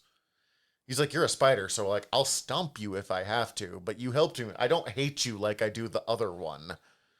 I like so that. like he's a complicated goon, and they were like, what if he was a crime lord? No. Well, also, like, what is he a crime lord of? They never get into that. Like, it's vaguely drugs, women, poaching, crime. Crime. And also, I work in a giant server farm. Yeah, he does. Crime. He's- I've got the like littlest backpack ever, like for the like The medication. It's backpack from Dora the Explorer. It looks like that juice press that you could buy for a while that you'd have to be connected to internet to use. I was cooking when we watched this, so I missed that he had like a medicine thing. I love that you thought he had diabetes at first because you hadn't figured out. He's like, I have a medical condition at the beginning, and he like has to stop and like breathe, and then he has that backpack that looks like an insulin pump. I was like, oh, it's diabetes. This strange villain's got diabetes. This What's guy's going on relatable. here? Marcus the Centaur. I love Marcus. But so I was like, what the fuck is with this little bit? But then like, okay, I don't like pure half man, half rhino. It should be the rhino suit. And yes, the rhino suit looks a little goofy, but like that's part of what makes it work. And there are ways you could do a rhino man that would work. This was not it. I did Internet, why didn't you bully the Rhino design the way you did Sonic design? Well, they didn't tell you about it. Like, I never saw the Rhino design until after the movie came They out. briefly, in one of the ads, showed the Rhino, like, And I think by hitting then it was too late. Yeah. And it was bad. Listener, Like, if you are the kind of monster that just listens to the podcast without watching the stuff we What a monster. I'm also that kind of monster, so like, welcome to thanks the club. half I of love our you. listeners that I know. I love you. Welcome to the club. But also, like, if you haven't watched this fucking Rhino is just a dude with rhino skin, and he's a little bit more yoked than a normal person, but he's not like Rhino the comic sized. It's just a guy who's like slightly big. Also, when the he's- horn is on the top of his head. I was going to bring up so when he's first describing his condition, he's like, they did all this shit to me, and, you know, it started to turn my skin into hard like a rhino. And I'm like, okay, well, it's gray and hard. It's a little bit of a jump to call yourself a rhino. What the fuck did they inject him with to give him the fucking horn? I don't know, man. And also, like, why the fuck is it there? In fairness, Craven's dad shot Aslan the lion, and it turned him into magic lion blood. Turned Like, it's his like son into a magic lion. it's like half Charlie Look, Sheen but going on. this is my here. blood. You do this in remembrance of me, though. Yeah. It was straight up Aslan. Can we talk about these kids for a second, though? Just because we really blast past the Everything. Well, also the movie does a really fucking shit job in that, like, it starts in media res and then cuts to fucking 16 years earlier, and And then that jumps you have takes a about 20 16 minute years to get through. flashback. Yeah. it's like but the fucking kids, my god, their floppy ass hair was fucking terrible, and I'm like, what is this? Because I did the math, and like, if it's present day 20, it'd be like what, 2006, Oh, yeah, okay, about that, yeah. 2007. Mm-hmm. Neither of these kids look like they're wearing anything. Like, they just came out of like a fucking private school, so that doesn't make any sense. But their hair, what is the fuck? What's the deal with their floppy ass hair? I was like, what is this? This is I'm bad more look. concerned about the fact that, like, they CGI'd Chameleon's body or something like that. Like, that man did not look right. Oh, the thing that bugged me most in the flashback is the obviously green screen safari sequence with Calypso and her parents. Yep. Yeah, okay, Oh fair. yeah, obvious. Yeah. Oh yeah. Dude, we keep calling him Aslan the Lion because he's like the king lion of the jungle, but also because Aslan in the movie that came out 15 years ago looked better Yep. than this Yeah. fucking lion. Yep. Oh, that was the thing I wanted to ask all of you is, does my TV just look like shit, or is this movie just like really dark? It's dark and It's bad like- CGI. It's like very muted, unsaturated, like desaturated kind of dark. It was For dark. the entire movie, Some right? of the way they shot some of the scenes with the lighting they chose, or maybe the after effects they put on for Except it wanted to be like dark and dirty and gory and stuff, but it didn't want to make anyone actually like uncomfortable. messy. Yeah. So it's just dark and everyone is like... It's kind of like how Roman Reigns always looks like he just stepped out of a shower no matter what he's doing in wrestling. Like, Craven is always oiled down. Always. And like, it's dark and he got attacked by that very bad CGI leopard. And you can see the cuts. Okay, But if the I was shirt- as cut as Aaron Taylor Johnson in this movie, though, I would also always be oiled down. I get it. yes, But also, like, he's huge gashes in his arm, but the white shirt is still perfectly clean. and there's also like, those are some pretty fucking big gashes. That's a what, a leopard or something? Leopard should not be that big. That's like leopard that's been given the ooze from TMNT too. Yeah, too big of a fucking a big cat has just clawed you up real good. There is no fucking blood there. well, it's not on the shirt. Like the claws, the marks go under the shirt too. The shirt's fine. It's not torn. It's not bloody. Shirt's fine. How are you not bleeding, dude? He jumped through a window in a multi-story building, off a ledge off of his brother's penthouse suite, hit the ledge of the building below, fell through tons of glass and hit the pavement. He's not bleeding. He's totally fine. His shirt's not in tatters. He's just going to run barefoot across the asphalt for like the next 5 minutes. I literally, in my notes, I was like, okay, is it a stuntman running barefoot? Is it him running barefoot? Or did they CGI out the shoes? All fair questions. I don't know. There's no answer. This was a high thought I had while I watched it, and I wanted to pose this on you, listener, too. So in the flashback sequence when Aslan's carrying the kid to Calypso, did anyone else laugh at them doing the hands hitting the grass sequence from Gladiator with Russell Crowe? Yeah. Oh my Yeah. I was like, well, that's a dumbass shot. That's what are you doing here? I was like, I see what you're doing. And then it gets out of the flashback, and all I could think is like, Dewey Cox has to think about his entire life before he goes on stage. I also very much recognized the young Craven from a really weird horror movie that I've watched. I forget what it's called. I think it's like Silent Night. A young boy being babysat by a girl. They like have a slasher come to the house, and then there's some like Home Alone style fucking antics to get the slasher. And it goes really fucking gory. So that was fun to think about while I was seeing this kid just fuck around and decide to not kill a lion. And to find out. And then find out that his dad is Should an have been asshole. you, Dad. Wrong kid. Okay. And So, fuck their dad. Their dad sucks. He's shitty. but not even interesting shitty. He's just shitty. He's just boring shit. Like, he's not even a good crime boss from what I can see. Yeah, I know that Russell Crowe can ham it up more than that. Yeah. I've I don't seen wanna- him do it. Oh yeah. We've all seen 300. Like, We've all seen Les Mis. that's not Russell Crowe. That's, what am I thinking of? Gerard Butler. Yeah. But still. And I've seen The Man with Iron Fists, where he plays Jack Knife. Oh my God. It's pretty good. Oh. Would watch Okay. again. The one CGI thing that was almost kind of cool, it still made me mad, is he's hiding in the shadows. I think it's during the like blow dart in the castle scene, Oh yeah, and his where eyes. he's also hiding like behind the people walking, and I'm like, Is it Splinter Cell game? yeah, like this is a video game. Like that's not actually how it.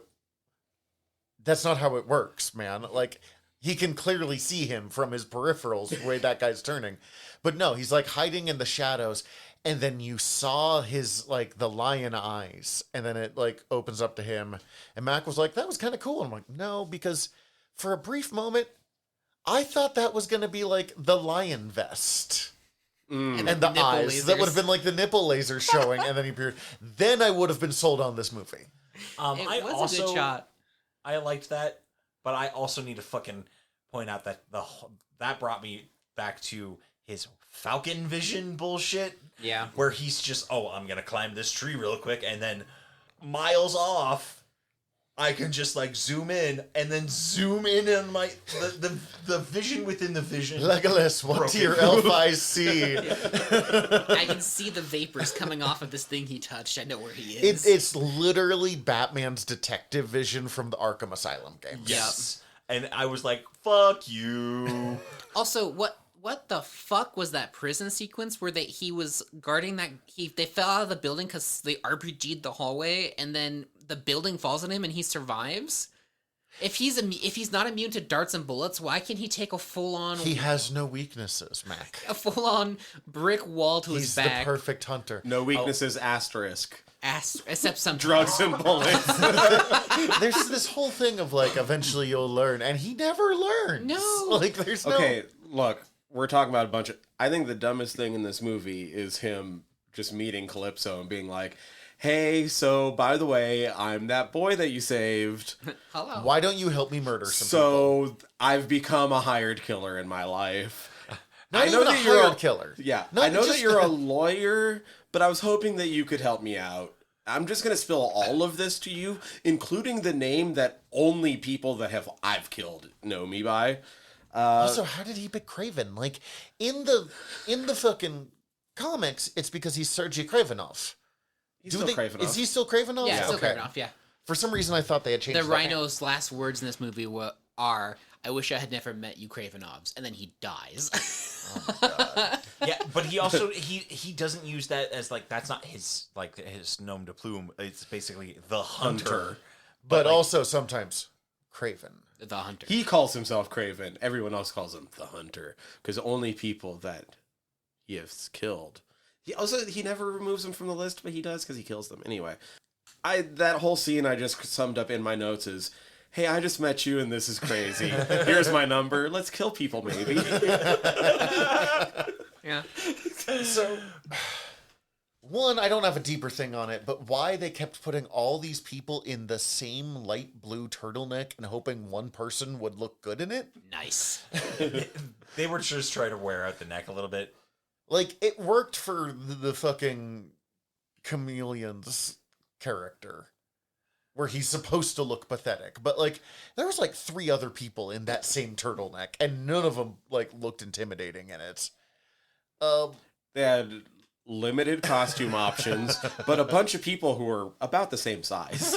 But here's the thing, like a running theme through this movie is like every man has an animal that they secretly are. He's a rhino. He's a chameleon. Miles Warren is clearly the jackal, but we're not talking about that fact. Even though Miles Warren is not the man who made either of those characters. But Who's Craven then? I mean, obviously he should be a lion because, again, he got his powers from lion blood And aloe water. and voodoo. And but like, Anyway, I know a little bit about voodoo. That is the wrong voodoo law to invoke. Everything about it was wrong. Yes. And Papa Legba is associated with dogs, not a big cat. Nice. I'm so happy you know this. That I fucking love that you know that. Thank you. Like, so he could have been the lion, but like they never say it at any point. He's just always the hunter. So his whole thing is still like big game. I don't know. Like it kept feeling like they were trying to make him the better man, and like everything about it is like clearly he is the superior human to all of these animals. But at the end, they call him out. Chameleon's 100% right about everything he says there. I disagree.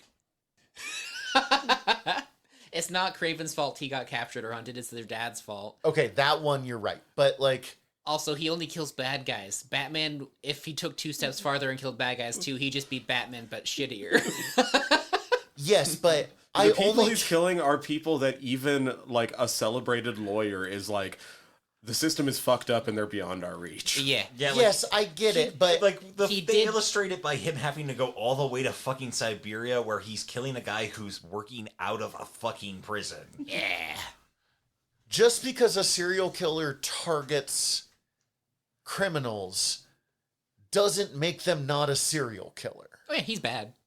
We're not saying he's ethical. We're just saying He's nowhere near on the level of his father, who was also running a drug empire that was indirectly killing thousands more people. That Yeah. the chameleon just took over. Yeah.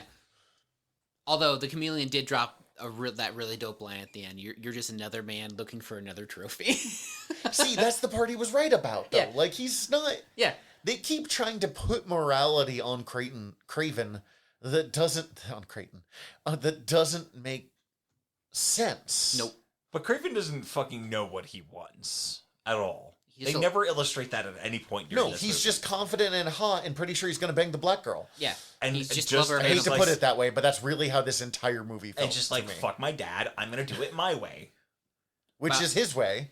I'm still going to use all his money to make this retreat for animals and make this weird dome I found in the wilderness my home. And the world's worst CGI bear. I think Yeah. The bear Yo, is maybe... he has a cool fucking house. for that him being house who is he very cool, and I really love it. I do think that is supposed to be a camping, like it's supposed something from his childhood. I think. From Yes. when his mom and his brother We were used to living go together. camping, and then they show that, and I'm like, you know, it's like where And we it's started like with the cottage core. dilapidated. That's not fucking camping, dude. That's a house. Well, he's a Russian oligarch's son. That's camping. That's as for close them. as he's ever going to get to camping until Hey, he Mac, became Animal Man. Good fucking point.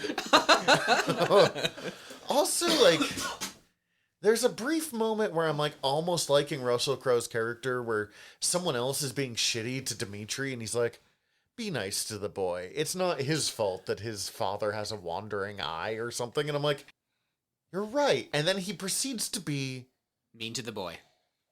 such a shithead. Papa, look what they did to my club. To my club. Papa. Papa, please. He sounds like fucking Feifel. He does. He had the arms for it. God, we're just circling everything back in this episode. Let's see if I missed anything on my notes. Oh, I also, I did very clearly know I remember putting in my notes, hunting makes me sad. Fair. This kind of hunting, yes. Yeah, I agree. I did not think that they were going to go so hard into like the horn harvest. Yeah. That was actually kind of a bummer. I was like, oh.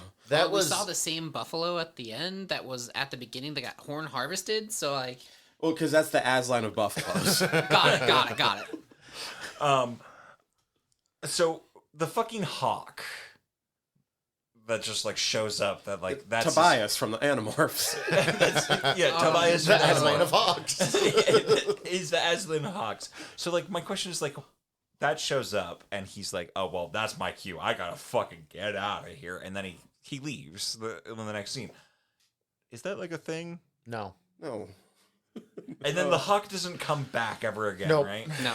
He's just got magical animal powers because he's a great lover of animals who doesn't actually treat them much better. Also, lion voodoo powers. Lion voodoo powers. Okay. Lion blood. And then for my notes, I also have that seatbelts save lives. Yes, they do. Also, most brutal kill of the movie was that guy who got Just halved by this stupid he overkill was trap. pulled in twain from butthole to head on the tree trap. The most brutal way to be cut in half, in that he was not cut in half. He was ripped in half. Yeah. It was like if you took the trap sequence in First Blood, except turned them all lethal. Yeah. See, I was going to like, this is what would happen if you gave a bunch of Ewoks PCP. Like, I had to go a little too far. They bear trap someone on the head and pull another guy in half. If that was more the tone of the rest of the movie, I think I would have enjoyed it a little bit more. Yes. yeah, they were willing to do blood, but they weren't willing to like commit to the bit. They should have leaned in and made this like the Marvel Max of movies. Wasn't it Yeah. already rated R? Yes. Then they should have just leaned in more. Yeah. There was no reason they couldn't have. But yeah. I think they were trying to still keep it a level of tame that would be approachable for like, you could theoretically bring your teen kids to it, but like, I mean, don't. I watched a lot of movies as a teen. Like my mom, I've watched, like we've talked about it on the podcast and on General Nerdery or Word Balloons of like, I've seen a lot of movies that I probably was way too young to watch. Like I watched Die Hard and Lethal Weapon before I was fucking 10. I watched Those are Jason both- Bourne when I was 9. and like Backdraft and random R-rated movies that I probably should not have been watching as early as I should have been watching it. So like, this being an R-rated movie and kids seeing it doesn't make up. Like, it's not that fucking big a deal. There's no tits in this. It's not even that fucking great. Understandable. Have a good There's day. no tits. It's not that great. It's such a like.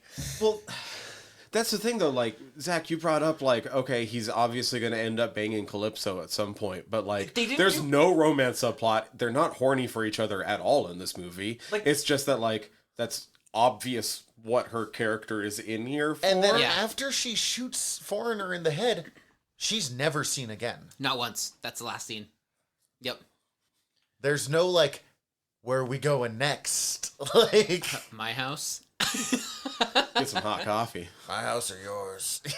See, Luke Cage dripping with sex. This, no sex. No sex. He's also dripping with a lot of other things too. But yes, the sex. I kind of feel that that's kind of what the vibe they should have been aiming for, is more of like the Marvel Netflix vibe, except in movie form. Yeah.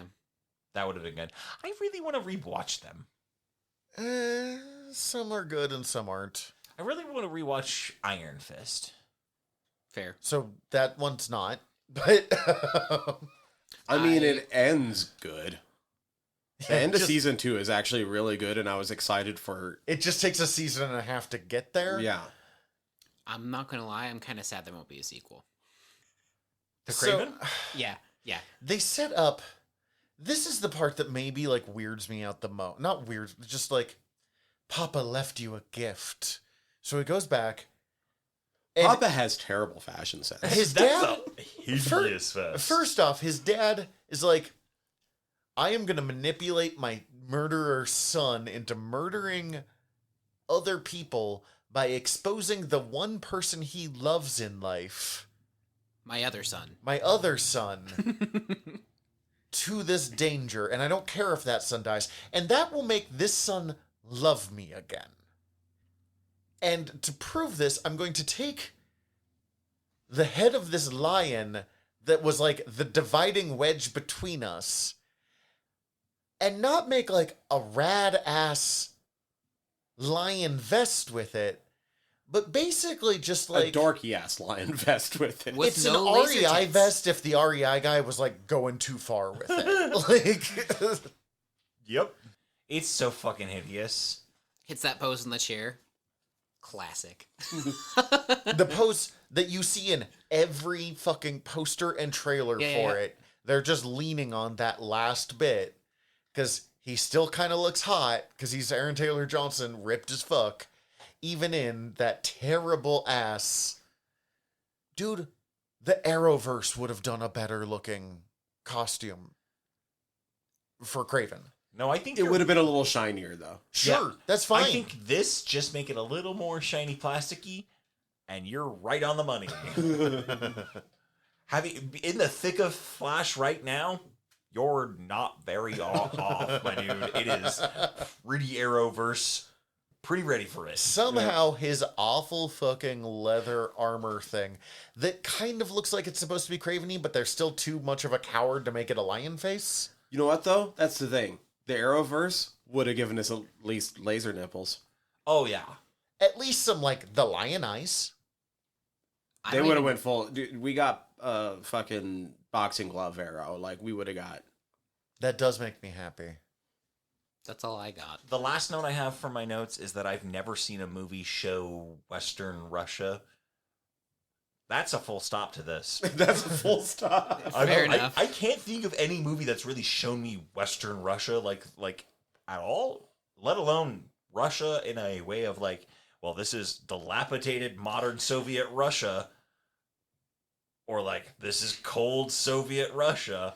We do have fun. We did have a lot of fun with the fact that they just Eastern Russia. Yeah, Far Eastern Russia. You're like, we didn't know there's buffalo over there. And we're watching a poster, like, oh, I guess that's why there's no buffalo over Yeah, there. Yeah, but not in Far Eastern. It's in Southern Russia. I know. It's By very India. vague. It's very, very vague. But like, they just say like, I thought I couldn't remember if it was Eastern or Western Russia, but like, it's super vague of where exactly it is. But like, they say something Russia, and I was like, Far Eastern Russia. That's all they say. oh, really? Okay. Far Eastern. But like, I have never seen Russia be green and lush. North by Northwestern Russia. Perfect. And like that's literally what I thought. I was like, dude, this looks like some of this looks like the fucking Pacific Northwest. Some of this looks like that looks like the Bitterroot. That looks like fucking the Oregon coast. This here looks like Some of those shots remind me of Lord of the Rings, so I was like, I had to be filmed. Well, in some apparently it was all areas. Scotland, so... Yeah, was it Scotland and Iceland? Is that Scotland, what I and said? Iceland, yeah. Yeah. Okay, And then some exteriors in London. because this is general nerdery, this is a podcast about liking things. It was better than Morbius. That's where I was going with this, but yeah. I liked Morbius more. I had more fun watching Morbius. But what is something that this movie did well? What is something that you did like from this movie? It doesn't have to be big because mine thing was done 5 minutes into the movie. I did legitimately like the way they illustrated the foreigners' like telepathic abilities of the 1, 2, 3. That's fair. Like that was a pretty quick, succinct way to do it. It got old, but like it was a good way of like illustrating. Yeah. He has powers. This is how he does it. You don't need to know more than that. I like the rare instances where the bad guys made sense for a few minutes. So you liked the one scene with the rhino? There were a few where like the bad guys would make a few comments. I'm like, yeah, that makes sense. Yeah, Yeah. yeah, that makes sense. You're not wrong there. But like, yeah, I think Aaron Taylor Johnson is fine casting for anti-hero Kraven. I will also agree. I think given what he was given, He I did think fine. he did a fairly good job with the role. I've not seen a bunch of Aaron Taylor Johnson, but that kind of seems to be my opinion of him. Given what he was given to work with, he did a fine job. Mm-hmm. My thing? The 3 days roommate from the prison. The guy that is just clearly like Jaws from the Bond movies. Yeah. 3 days. Best part of the movie, right there. Can I stay with you at lunch? No. No.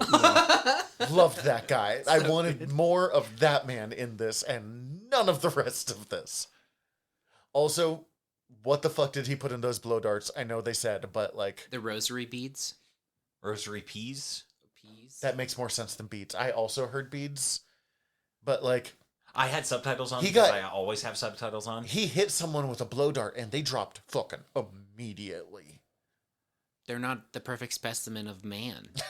They really wanted this to be a video game. Yeah. And then they're like, fuck, we have to make it into a movie instead. That guy just was ready to take a nap. He was done. That was his last day. Maybe I should sleep. Perfect excuse. I'm done. You're telling me you're a guard in this fucking remote part of Romania, and you're just like you get darted, and it was like, well, that's gonna knock me out. Might as well just fall down and make it easy. Yeah.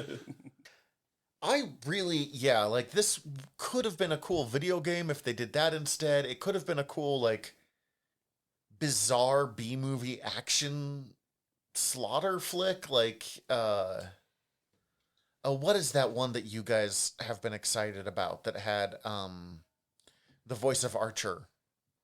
Oh, Boy Boy Kills Kills World. World. I still need to watch Oh. that. See, do It's pretty something on, like, that level of, like, B-movie slaughter flick, but about, like, the Lion Man, and, like, this could have been like really Sisu. good. Sisu. Sisu, sure. Or Monkey Man or whatever it was. The other one that we watched an ad for that it looked like really good.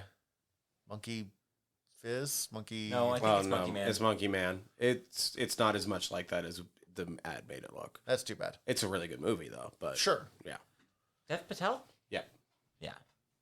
But, like, yeah, if they had just gone, like, splatter flick action movie and taken out all of the Spider-Man references, I would have been like, fuck yeah, this movie's so dumb. Let's do this shit. Yeah, it's very much hindered by having to try and stay within the canon of the Spider-Man universe that was going on at the time. But with no Spider-Man. But with no Spider-Man, and then also trying to rework Craven in a way that's supposed to be interesting and new, while still trying to also be true to the Craven origins in certain ways.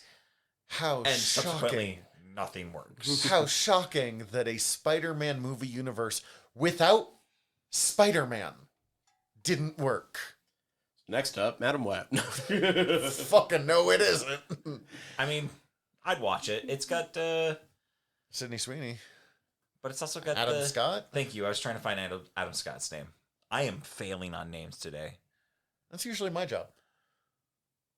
But next time we're watching another my movie Sydney that is Sweeney going haze. to make him have a similar Sydney Sweeney haze, but Salma Hayek, because it's time for From Dusk Till Dawn. Yeah. Except not time. In 2 weeks, it's time for From Dusk Till Dawn. Oh, I'm so excited. I'm so I excited. love this movie. I'm so curious. I've never seen it. I hope you love this movie. I'm going to love Salma Hayek. It's Yes. top 20 favorite Robert Rodriguez films. Has he only done like 20 movies? I don't know. Okay. Well, Mac, thank you for joining us as always. Good to be really back. missed you, buddy. We'll Yeah. try to find more stuff with you because you bring, for such a quiet Like dude, the you campaign. Yes, you're welcome. You're for welcome. such a quiet dude, you really do bring such a weird, chaotic energy every time you come on with us. I have a strange chaos goblin energy that only unleashes in these times. But in the meantime, we're your generals of nerdery. I'm Zach. I'm Tyler. Dismissed. Hi, everybody. General Tyler here. If you like the show, please hit subscribe however you're listening to us right now. Also, if you could rate and review us however you're listening to us right now, or preferably over at Apple Podcasts, we would super appreciate it, as the whole world is around on algorithms, and we want to be all up in them, getting our voice out to more places. Also, tell your friends. We always appreciate that. If you want to get in contact with us, ask us questions, give us comments, email us generalnerderypod@gmail.com. You can also contact us through our website, www.generalnerdcast.com. While you're there, check out all of our back catalog, or click the links up at the top as we are part of the Earworm Podcast Network. Go check out all of our sister shows. We're involved with most of them, so if you already like listening to us talk, it might be in your best interest. And if you want to check out everything from the network, head over to earworm.com, EARVVYRM.com. We'd super appreciate it. Love you all. Have a good one.